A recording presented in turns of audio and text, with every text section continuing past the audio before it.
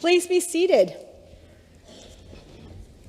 So for those of you who are coming here for the first time, I just want to warn you, you have come in at the end of our stewardship campaign. So some of you may say, I don't like to go to church because, we go there and the only thing they ever talk about is how we need to give more money to the church. So I think I can say with full, sincerity that at St. John's, we do talk about money, but we talk about a lot of other things. We talk about discipleship. We talk about serving the Christ, the one we say we follow, the one we say we trust, the one we say we believe in. And so keep that in mind as I focus primarily right now around money. But I first want to just think of the letter to the Thessalonians. I feel like that's what the Stewardship Committee wants to do as it opens up the letter. Because the Stewardship Committee really wants, like Paul and Silvanus and Timothy, want to thank you for your generosity, for all the time and energy and money you have poured into this community. All the times you show up when there's a Jamaica, to make sure there's cakes ready for the cakewalk, to make sure there's brisket ready for the brisket sale, or the games so that the children can have a good time. I saw people a couple of Sundays ago walking in on Sunday, dropping off on Saturday, and I was like, they'd walk into the parish hall and then they leave, and then they walk into the parish hall and they leave, and I'm like, what is going on? I'd forgotten that there had been a call out for baked goods. And I walk into the parish hall and there's this table with all these baked goodies. And I just thought, keep me away, because they all look delicious.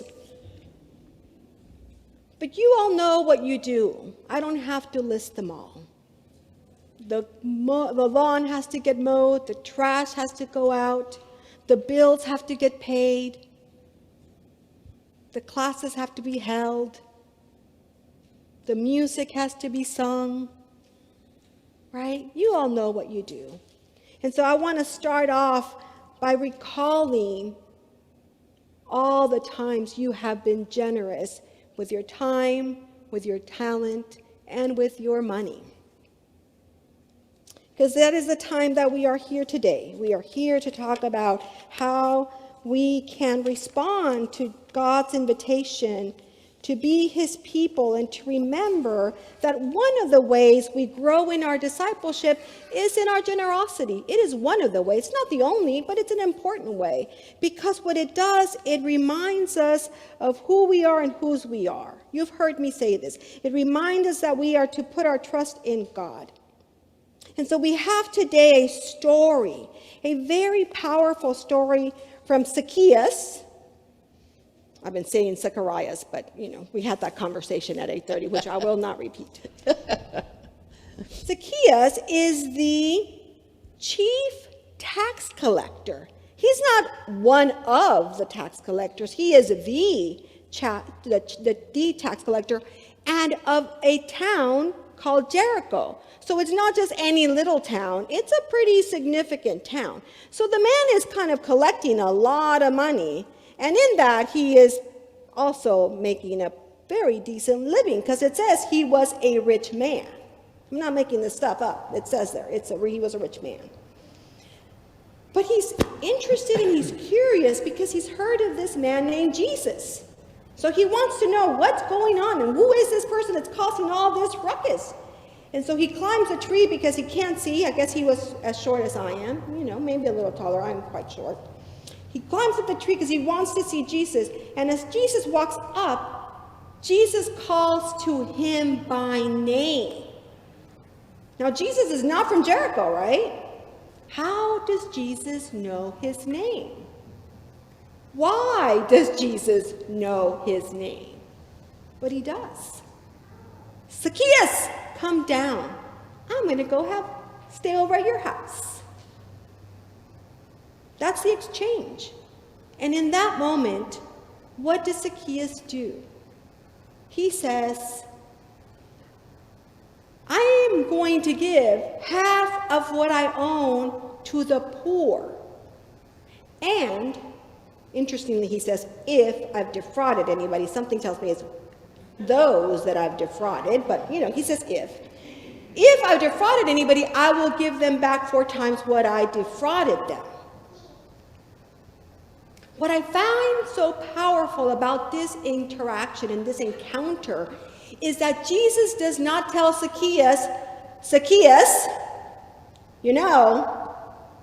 you've been a very bad little boy. You've been defrauding people. You've been stealing from people. And you got to change your ways. Jesus doesn't say that. All Jesus says is, I'm going to go spend some time in your house. Now that's interesting, right? That is enough for Zacchaeus to recognize, to be open, to realize that how he has been living has not been right, has not been righteous, has not been in line with God's ways, and how Zacchaeus, as a Jewish man, should live. Something moved in Zacchaeus in this encounter. Something transformed Zacchaeus in this moment. And he says and recognizes, I am not living as I should. And my life is now made anew. I have a new way of living.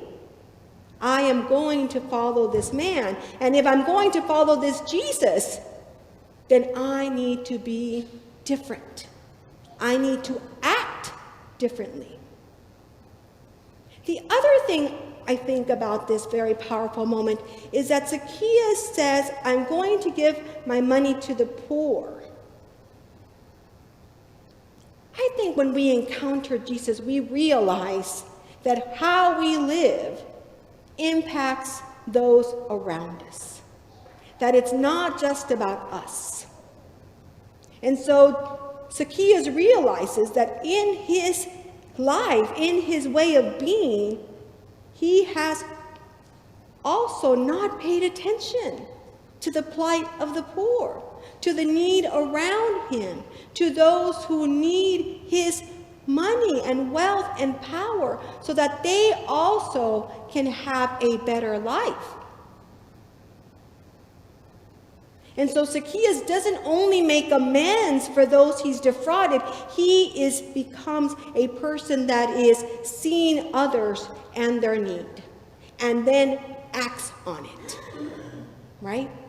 Because it doesn't do us any good to recognize that we need to change how we live if we don't act and live differently. Recognition is the first step, but then how we move into a different action, then not only does our lives continue to be transformed, but other lives get transformed. I would venture to say that we too have had encounters with Jesus. I would venture to say that we have come into and had an experience where we encountered Jesus and it opens our eyes.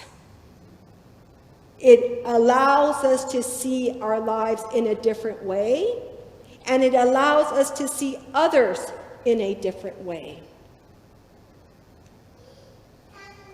And so, as we are looking today of gathering our pledges in a little while, think about those moments. Think about how that encounter with Jesus has transformed your lives. That it is a different, and how you see others in a different way. Because here at St. John's, what we are learning is that what we do and how we engage with one another matters. It matters. And we try really, really hard to love one another, to forgive one another, to see each other as Christ sees us, and be there for one another. There are lots and lots of stories that I could share about how you all help each other and support one another and the community at large. And so I'm not talking to people who don't know about this. You know about this. And so I'm inviting you to reflect on that as you fill out your pledge, or as you have, as you're going to put it in the box, and just to offer that, make that pledge an offering of a recognition of the life, of the new life you've discovered in Christ, and how this generosity can be one of the ways you recommit yourself to following Jesus. So I pray that we will fulfill by his power every good resolve and work of faith that God has given us.